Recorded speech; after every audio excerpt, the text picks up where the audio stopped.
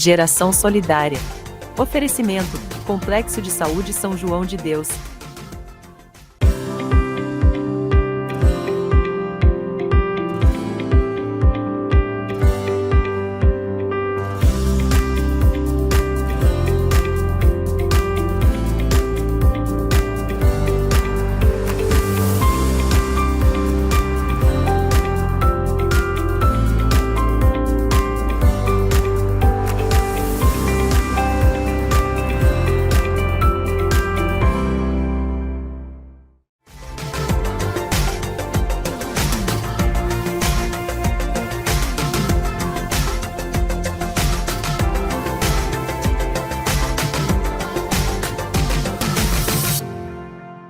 Olá pessoal, o programa Geração Solidária chega na tua casa toda quarta-feira, a gente tem esse encontro marcado. Muito obrigado vocês que acompanham o programa em casa, vocês internautas e que têm compartilhado, o nosso programa através das redes sociais. É isso aí, a gente traz temas que vocês com certeza, na grande maioria, são internautas e telespectadores que nos enviam para a gente poder estar produzindo aqui os nossos bate-papos. Então você não pode perder, não sai daí que estão voltando já já. Cuide da sua saúde e da saúde da sua família com comodidade e economia onde quer que você esteja, com a Consult Telesaúde, com pacotes feitos para você a partir de R$ 19,90 por mês. Realize teleconsultas com mais de 25 especialidades à sua disposição. Viva sem preocupações com nosso seguro de vida e auxílio funeral para a tranquilidade da sua família. Plano odontológico sem carência para tratamentos básicos e muito mais. Cuidar da saúde nunca foi tão fácil. Basta um celular com internet. www.consultest.com.br.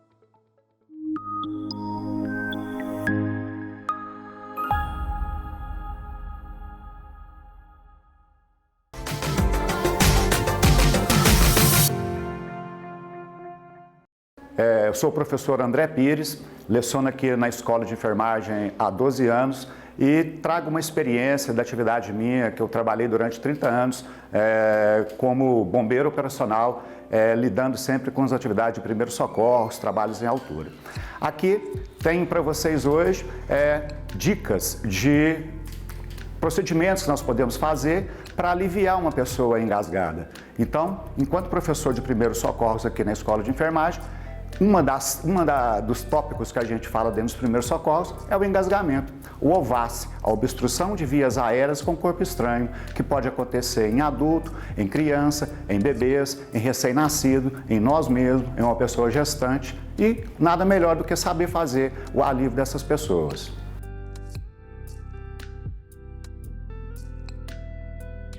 Importante entender que existem dois tipos de engasgamento. Um engasgamento é o total, que a gente chama de severo, e o outro engasgamento é o parcial, aonde possivelmente tem ar circulando nessa pessoa. Podemos ter uma ideia, exemplo, do espinho de peixe. Essa pessoa consegue respirar com dificuldade, mas consegue. Então, nesse caso, o procedimento é incentivar a tosse dessa pessoa. É o mecanismo natural de defesa nosso. Porém, quero me referir ao engasgamento severo, total, onde a pessoa não respira, não tem ar circulando. E você, diante de uma pessoa, então, com sinais e sintomas de engasgamento, e os maiores sinais que tem é a pessoa colocar a mão aqui, como sinal de que não consegue falar, e é lógico, os olhos começam a lacrimejar, vai mudando de cor, e aí entra então o alívio dessa pessoa com a manobra chamada manobra de Heimlich.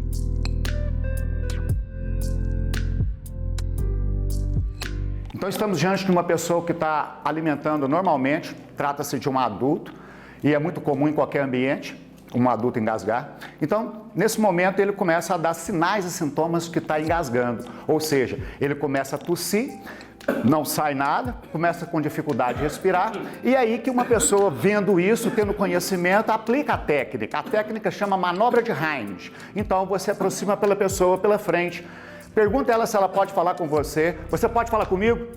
Eu estou querendo saber se esse engasgamento é severo, total, ou se é parcial. Se ele conseguir falar, não trata-se de um engasgamento severo. Então, nesse caso aqui, eu tenho que proceder rápido. Então, vou tentar te ajudar. E você posiciona-se atrás da pessoa. Pede ele para abrir as pernas, coloca uma perna sua no meio da perna dele e fica ao lado, tentando encontrar um posicionamento ideal aqui. Agora você coloca 2 dedos acima da cicatriz umbilical, fecha a mão em punho e a outra mão vai comprimir a primeira várias vezes em movimento em J, para dentro e para cima. Não tem número de vezes até essa pessoa aliviar, porque se passar de 4 a 6 minutos e ela não aliviar, pode acontecer uma síncope, vai faltar oxigênio no cérebro, hipóxia, e ele vai desmaiar. É onde você protege a cabeça dele. Abre as vias aéreas para saber se o corpo estranho apareceu. Se o corpo estranho apareceu, o seu dedo vira uma pinça e você consegue retirar ele. Cuidado para não colocar ele mais para dentro. Uma vez que retirou, ele volta a respirar. Mas se não sair, é hora de pedir ajuda. Se não encontrar nada, ei você, liga para o SAMU, liga para o bombeiro, pede um serviço emergencial na cena. E agora essa vítima virou vítima de PCR, parada cardiorrespiratória. É hora de entrar com um protocolo de RCP, ressuscitação cardiopulmonar, onde uma pessoa vai posicionar aqui, alinhar o meio do tórax da vítima com o seu umbigo, afastar 1 palmo entre os seus joelhos e o joelho e o tórax da pessoa, colocando o calcanhar da mão, a região hipotenar, no meio do tórax da pessoa, entrelaçando a outra mão. Os cotovelos vão ficar travados, flexionados, eles não flexionam, e eu vou comprimir aqui durante 2 minutos direto, num ritmo que eu poderia fazer no mínimo de 100 a 110 compressões por minuto. Então, depois de 2 minutos, você abre as vias aéreas, olha se o objeto apareceu, confere a respiração. E é lógico, se eu for da área da saúde, tiver confiança, eu vou checar também o pulso nesse momento. Isso é simultâneo, eu não gasto mais do que 10 segundos, nem menos do que 5. Esse trabalho é feito toda vez que uma pessoa fica inconsciente, proveniente de um engasgamento. Nesse caso, o engasgamento é secundário. A prioridade é a PCR, a parada cardiorrespiratória. Quanto antes você entrar com compressões torácicas precocemente, mais chance de sobrevida dessa pessoa.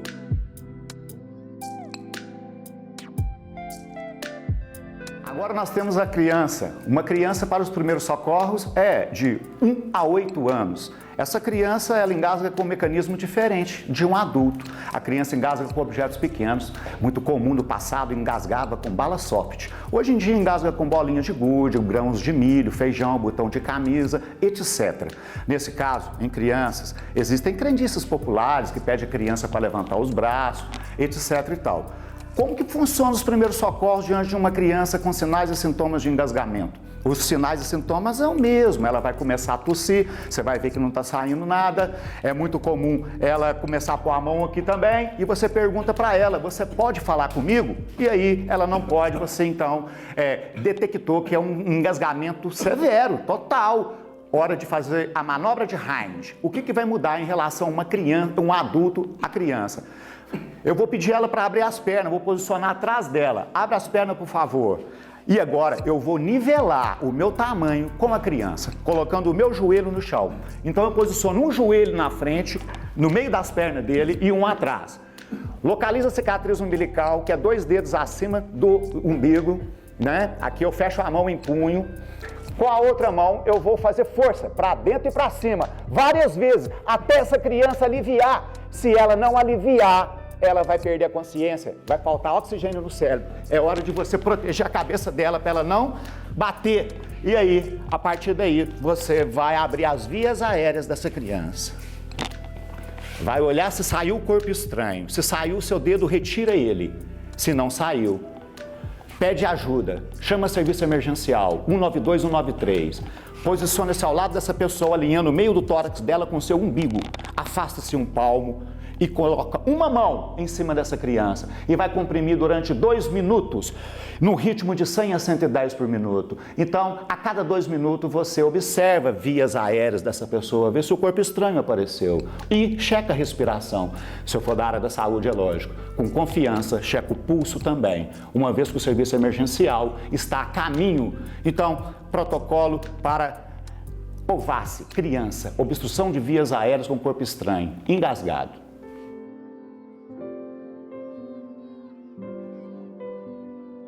Por exemplo, um bebê pode engasgar com líquido, está mamando, ou pode engasgar com pastoso, está alimentando. Nessa hora, eu definindo o mecanismo que provocou o engasgamento, fica mais fácil o alívio.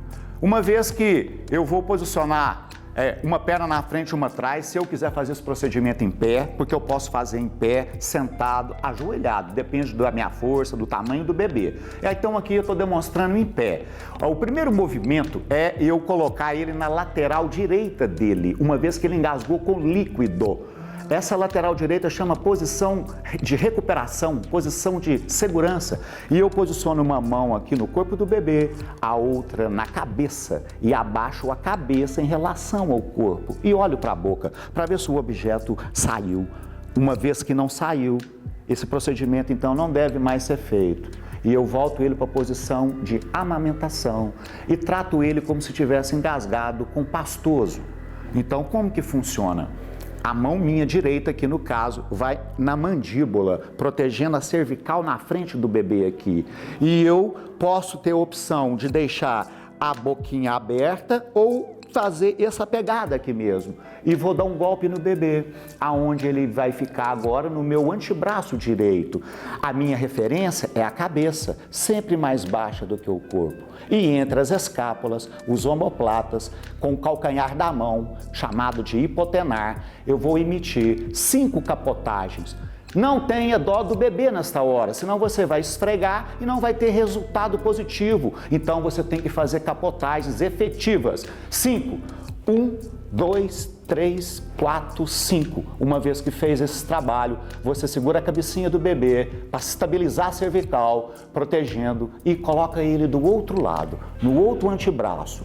Corrija a perninha se for o caso, mantenha a cabeça mais baixa do que o corpo e com 2 dedos na região intramamilar, no meio dos mamilos, você vai comprimir 5 vezes. 1, 2, 3, 4, 5. E vai olhar a cavidade oral cada vez que comprimir, para ver se o objeto veio para cá. Se não veio, estabiliza de novo, coloca do outro lado e vai alternando. Ora bate atrás, 5 capotagens.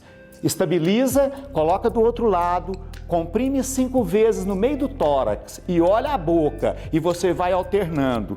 Que horas que eu paro de fazer esse trabalho? Então você para quando ele chora e você entendeu que ele aliviou. Ou então você para quando ele prostra, ele perde o tônus muscular, ele relaxa a perninha, o bracinho. Então você entendeu que ele desmaiou, ficou inconsciente. É hora de posicionar ele numa superfície rígida, ou no chão, ou numa mesa.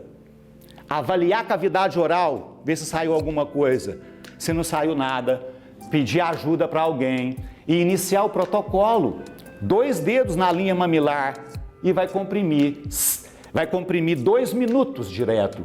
Comprime, comprime, comprime, comprime, comprime. Após 2 minutos de compressões, você avalia de novo a respiração, a cavidade oral e fica aguardando o serviço emergencial. Entrou o protocolo de ressuscitação cardiopulmonar, uma vez que estava engasgado e ficou inconsciente.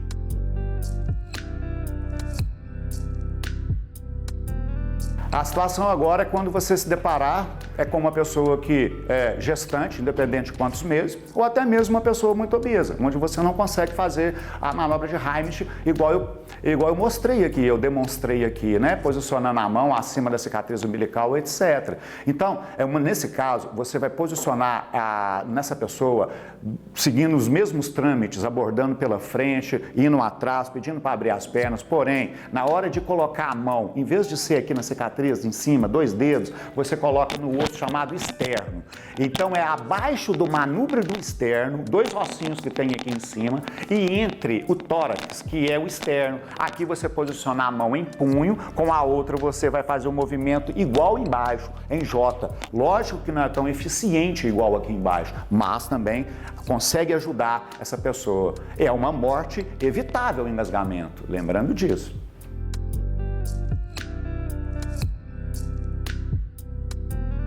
O último procedimento que eu quero demonstrar é quando, por acaso, você estiver na sua casa e Então agora você está engasgado sozinho e ninguém para te ajudar. Quem dera se tivesse aquela pessoa aqui para bater nas suas costas, é ou não é? Provocar uma tosse. A tosse nada mais é que um mecanismo natural de defesa do nosso organismo. Expulsa o ar do pulmão com força e joga o corpo estranho fora. Porém, não tem ninguém para bater e eu posso até imaginar eu fazer em mim mesmo, mas não vou ter sucesso, não é eficiente. Ou eu correr e bater as costas na parede, eu posso correr o risco até de fraturar uma costela.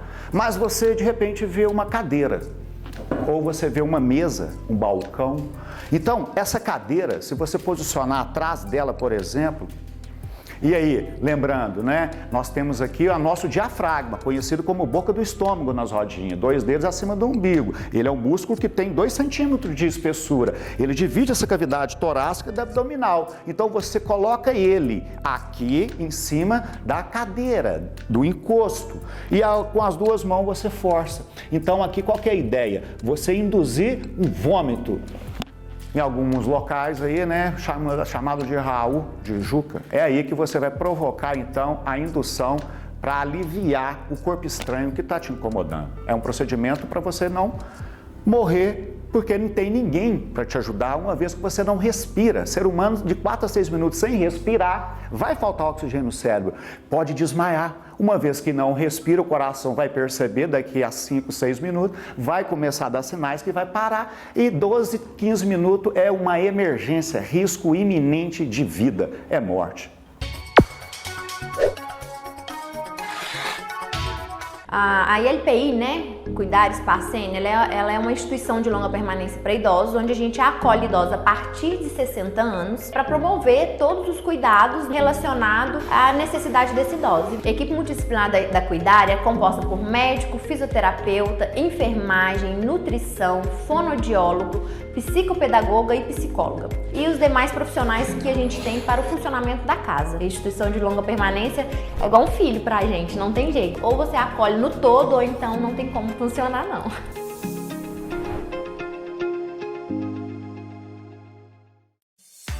O Instituto Embeleze está presente em todo o Brasil e em 20 anos já formou mais de 2 milhões de profissionais. Com os melhores especialistas e a melhor metodologia, você se profissionaliza e transforma a sua vida.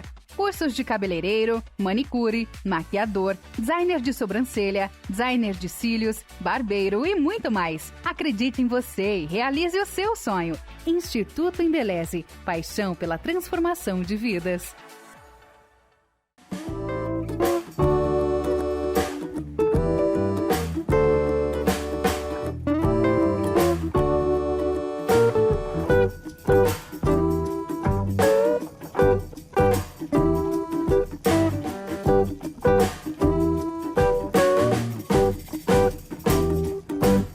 Somos apaixonados pelo campo e pelos animais. Por isso nos tornamos referência no comércio de produtos agropecuários e para o seu pet. Nossa clínica veterinária conta com profissionais altamente qualificados. Temos a mais completa farmácia veterinária de Divinópolis e região. Nosso banho e tosa cuida do seu pet com todo o carinho que ele merece. Nutrigil Agropecuária, 37 3221 3200.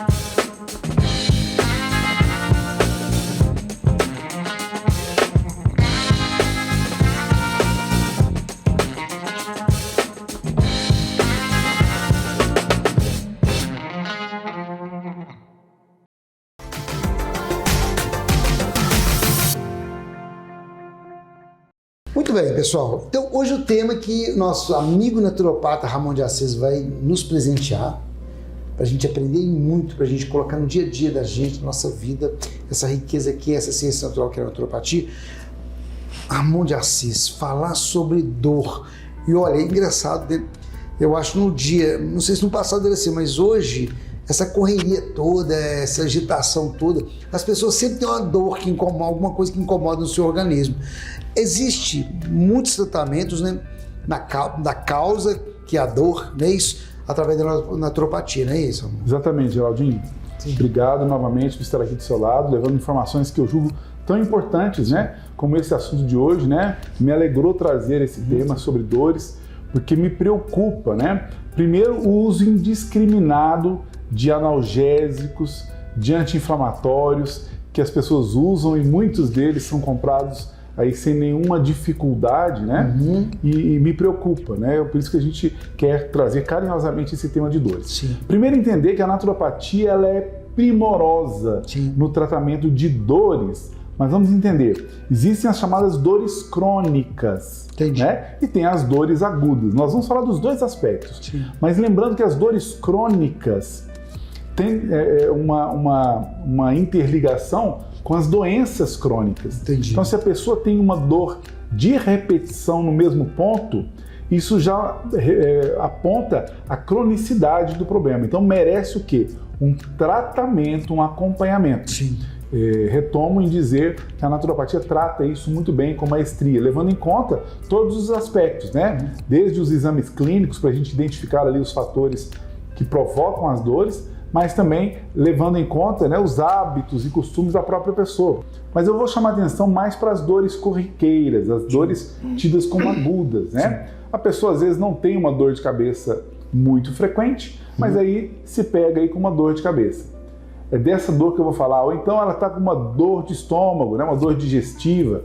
Também não estou mencionando dores muito agudas, muito fortes, aquela dor insuportável de cabeça, ou uma dor insuportável abdominal, ou uma dor insuportável no peito ou no braço. Deve ser procurado, claro, o pronto atendimento, que pode ser uma dor grave, né, que oferece algum risco à saúde da pessoa. Mas eu estou dizendo de dores toleráveis. As dipironas, por exemplo, usadas de uma maneira sem cuidado, né, ela pode lesionar a função renal.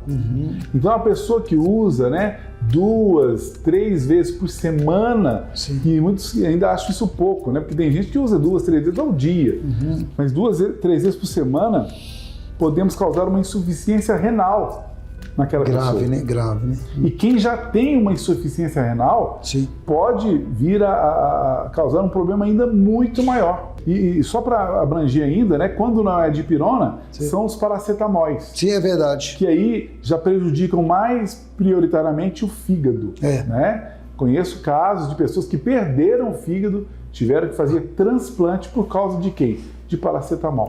Então é muito importante isso. Os protocolos de tratamento, né, dentro da naturopatia, eles vão de acordo com a identificação de uma possível causa do problema. Então, por exemplo, a gente vai conversando na nossa anamnese, né, aqui mesmo no consultório, a gente conversa com o paciente, tenta identificar ali quando ocorre mais as dores de cabeça. Aí, digamos que a pessoa fala, me ocorre sempre depois do almoço. Aí a gente vai aprofundando essa anamnese até possivelmente descobrir que a ordem daquela dor de cabeça é um distúrbio gástrico, é uma gastrite, é um refluxo gástrico. Então, as plantas que nós vamos utilizar para melhorar aquele tipo de dor de cabeça daquela pessoa vão ser plantas digestivas, ora um boldo, ora uma espinheira santa, ora uma guaçatonga, né? Então pode ser mais nesse sentido. Alimentos, né, que a gente possa ter incompatibilidades, como o leite. O leite causa muitos tipos de dores de cabeça, porque ele acaba sensibilizando muito o nosso fígado. E aí a gente vai passar um outro protocolo diferente, né? De repente um gengibre, um alecrim, pode ser muito bom, o próprio boldo aí, para a gente melhorar aí aquele tipo de dor de cabeça. Então a gente vai ter que identificar. Tem pessoas que têm dor de cabeça pela ansiedade, um processo severo de ansiedade vai trazer dor de cabeça, então a gente vai entrar com plantas ansiolíticas, uma melissa, uma camomila e assim por diante. Então a gente vai identificar. E claro, nesse caso de dor, a gente não vai passar só como forma de chá. Claro que a gente trabalha com as plantas, mas a gente vai trabalhar na dosagem mais específica para aquele organismo. Sim. Ora em gotas, ora em cápsula, que vai ajudar aí a pessoa a melhorar rapidamente daquele problema, mas na dosagem correta para cada um. Pessoal, agora um recadinho para vocês. Olha, o Ramon é um naturopata, Ramon de Assis, ele também atende por vídeo chamada. Você está em outra cidade, nos acompanhando através do nosso canal do YouTube, ou enfim, Facebook, Instagram, você está vendo lá e você quer consultar. Não vem a Divinópolis, não dá para vir a Divinópolis, então você pode fazer a videochamada e fazer essa modalidade aqui com você também, não é isso? Ah, com certeza. Né? Essa possibilidade, né? Nós, naturopatas, temos, né? Já que o nosso atendimento, a nossa consulta, sim, não requer tudo aquilo que uma consulta médica comum exige, né? O contato, o toque. Então, muitos dos processos podem ser feitos realmente por uma videochamada. E a gente já tem, graças a Deus, pacientes aí por todo o Brasil, né? Que bom, que onde bom. A gente envia a receita também aí pelos meios de comunicação e a pessoa consegue fazer um bom tratamento à distância. Legal, a tecnologia a favor da vida, cuidando de sua saúde e combatendo a causa, então, das dores. Sou Maria de Luz Bissoli, farmacêutica bioquímica do laboratório CleanLab. O laboratório CleanLab está em Divinópolis há 27 anos. Estamos na Rua Paraíba 57. O nosso telefone é 37 3222 3213. Temos profissionais habilitados e preparados para atender muito bem a população de Divinópolis. Esperamos vocês!